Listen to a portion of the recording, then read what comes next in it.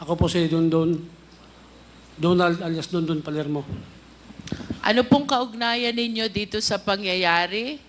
Kaugnay ng pagkamatay ni Mayor Espinosa sa loob ng Baybay Jail Facility noong November 5, 2016. Magkatabi po kami ng silda ni Mayor. Magkatabi kayo ng selda. At habang nandun ka sa selda mo, mayroon bang sinabi sa'yo si Mayor Espinosa? Wala po. Yun bang pwesto ng selda nyo? Ay may pagkakataon ba kayong magkita, makita ang isa't isa at makapag-usap? Opo. Pag sinabi mo bang magkatabi, anong nasa pagitan ng selda ni Mayor at ng selda mo? Dingding ng silda namin. Ding-ding.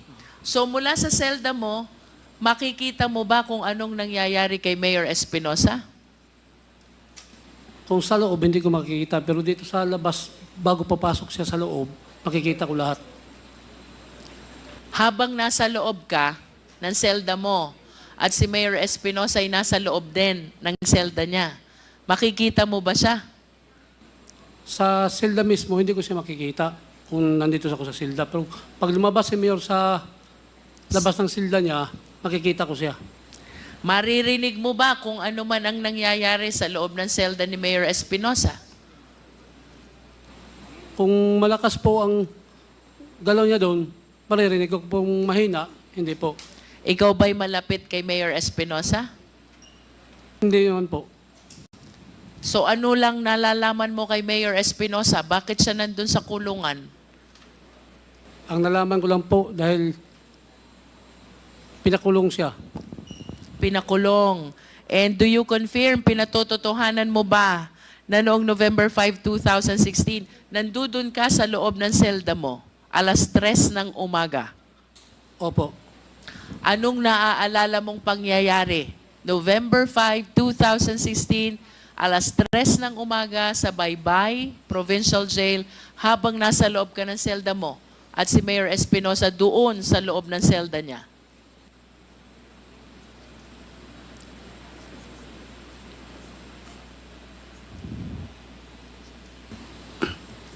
Nung madaling araw, narinig ko na lang doon sa labas nga nagkagulo sila. Tapos, Sinong nagkagulo? yung mga guard doon at Yung mga jail guards. mga jail guard. Tapos, maya-maya, medyo tahimik na sa labas, pumasok na yung tatlo na naka-mask. Tapos, pagpasok na doon sa papunta ng silda namin, nakita nila yung ilaw ng CCTV na nakasiga pa. Tapos pagkita nila doon, bumalik yung tatlo. Mamaya, babalik na yung 7 na sila, pero nakita yung CCTV, wala na, patay na yung ilaw. Tapos pagpasok na doon sa silda, sa main gate papasok dito sa silda namin, binuksan na doon. Tapos pang 7, pasok na yung 7. Yung isa, pumunta doon sa harap ng silda ni Mayor na may pinaka sirak kung sa pultahan bago pumasok doon sa silda ni Mayor. Ano yung sira? Pintuan na kahoy. Dahil yung- Nakalak ba yung pintuan ni Mayor? Nakalak po. So, nakita mo bang binuksan nila yung pintuan ni Mayor? Yung maliit na pintuan, sinira lang yun dahil yung lock na nun, maliit lang eh. Nakanino ba yung susi nung lock na yon? Sa mga gwardya. Nasa gwardya. Opo. Hindi nila binuksan, sa halip sinira na nila. Opo. Ang pintuan ay kahoy. Pagkatapos nilang masira, anong sunod na nangyari? Yung isang pulis, pumasok doon sa loob, sa harap ng gate sa silda ni Mayor. Yung iba namang kasama sa 7, pumisto sila sa gilid. Ang isa pumunta doon sa Silda City, kung saan nandun si Raul Yap. Sabi ni Mayor dito sa Silda, magandang umaga po, sir. Sinong nagsabi niyan? Si Mayor Espinosa. Si Mayor. Oh. Tapos ang sabi ni Mayor Espinosa, sir, maawa kayo, sir. Huwag niyo akong plantiran. Kahit patalim, wala ako yan dito. Pakiulit mo nga, anong sinabi ni Mayor? Ang sinabi ni Mayor, Sir, maawa kayo, Sir. Kahit patalim, wala ako yan dito sa loob. Tapos, nakita ko yung isa na matangkad, pumunta na yun sa gitna, doon kung saan ako nakahiga.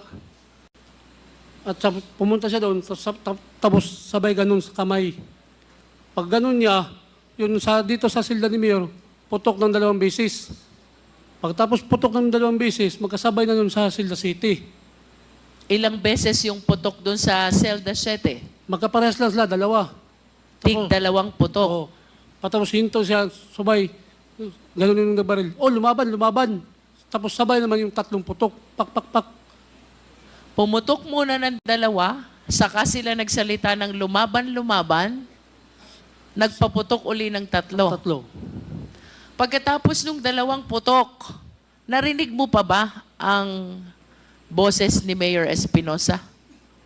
Sa hindi pa yung nabaril, sabi pa ni Mayor Espinosa na, maihi muna ako, Sir. Sabi naman yung nandun na pulis, huwag ka nang maihi. Yun na, sabay lang yung 2 putok. Pagkatapos ng 2 putok, nagsabi siya na lumaban, oh. Yun, sumabay naman 3 putok. Pagkatapos nung 2 putok, narinig mo pa bang nagsalita si Mayor Espinosa? Wala na po. Ang narinig mong nagsalita ay yung CIDG sa loob na nagsalita ng lumaban. Opo. At ang kasunod nito ay 3 putok ulit. Opo. Sa iyong pagkakaalam, sa sitwasyon ba ni Mayor Espinosa doon? May pagkakataon kaya siya or kakayanan na lumaban dito sa mga pulis na pumasok sa selda niya? Hindi po. Nalalaman mo ba kung si Mayor Espinosa ay may itinatagong armas o baril sa loob ng selda niya? Hindi po. Nung nagmamakaawa si Mayor Espinosa, wala akong patalim, maawa na kayo? Anong sinagot nung mga pulis na pumasok? Wala po. Nagsalita pa siya ng iihi muna siya. Opo. At anong sagot sa kanya nung mga pulis? Huwag ka nang maihi, Mayor. Huwag ka nang maihi. At ang kasunod nito ay pinutukan na ng 2 beses. Opo. Anong sunod na nangyari pagkatapos nitong kabuuan ng 5 putok na narinig mo sa selda ni Mayor Espinosa at 2 putok na narinig mo sa selda ni Raul Yap?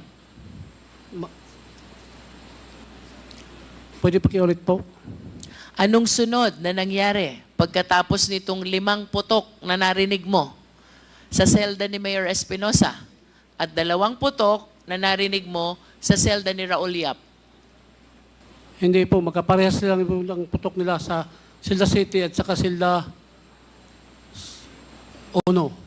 Ibig sabihin ba doon kay Raul Yap pagkatapos ng 2 putok ay may kasunod din ito? Opo. Ilan naman ang kasunod na putok?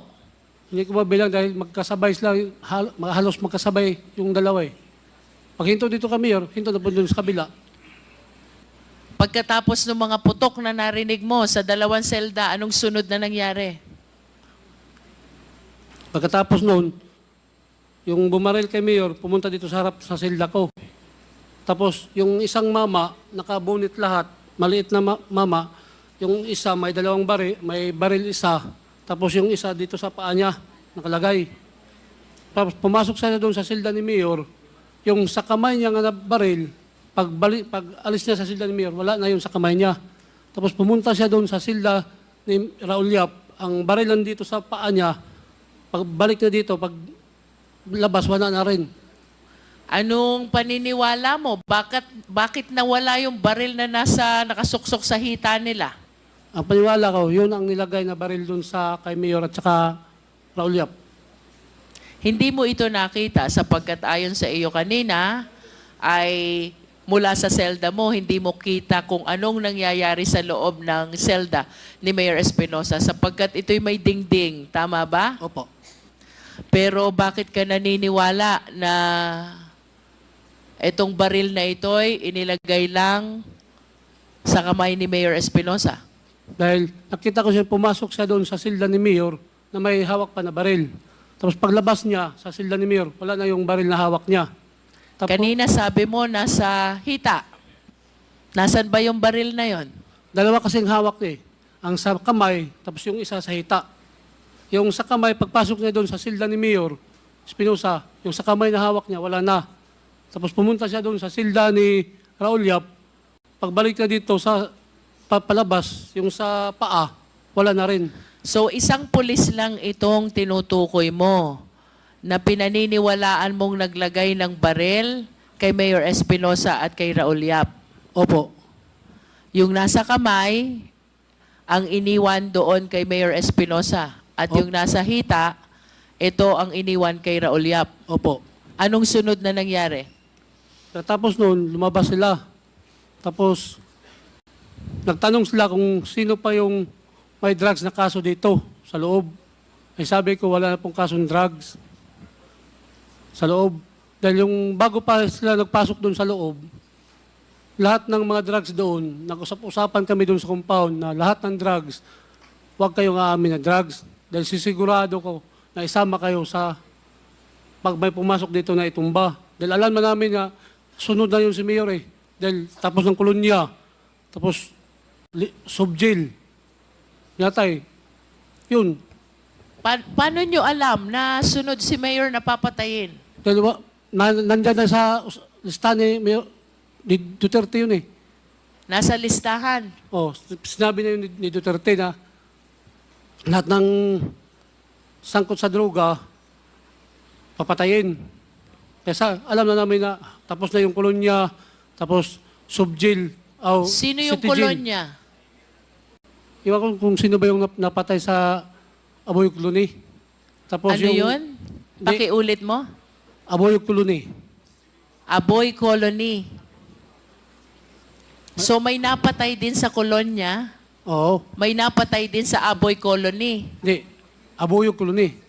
Kasama lang yan, kolonya. Isa lang yan, Aboy Colony o kolonya. Aboyog. Aboyog Colony. Oo. Ilan ang napatay dun sa Aboyog Colony? Yung balita doon, pang dalawa yata yung sa balita ng Ms. TV. Dalawa. Oo. Tapos sa BJMP, isa. Si Isa. Intoy. Bago si Mayor. O, yung pangyayari dun sa Aboyog at saka dun sa BJMP, yun ang dahilan. Kaya naniniwala kayong kasunod na si Mayor. Opo. At nung pinag-usapan nyo ito na walang aamin na may kasong droga, kasama ba si Mayor dun sa pag-uusap? Wala. Wala po. So, si Raul Yap, kasama ba dun sa pag-uusap? Opo. Kasama siya. Eh bakit hindi nyo sinali si Mayor dun sa pag-uusap nyo? Hindi siya basta-basta makapunta doon sa loob. Dahil ibang silda siya. Dahil nakahiwalay siya. Oo. At Dahil- ikaw ba sa iyong nasaksihan noong November 5, 2016, alas 3 ng umaga, ikaw ba'y naniniwalang si Mayor Espinosa ay biktima ng extrajudicial killing? Opo. Naniniwala ka din ba na ang pagkamatay ni Raul Yap ay bahagi din ng extrajudicial killing? Opo. I have nothing further for the meantime, Mr. Chair. Thank you, Congresswoman.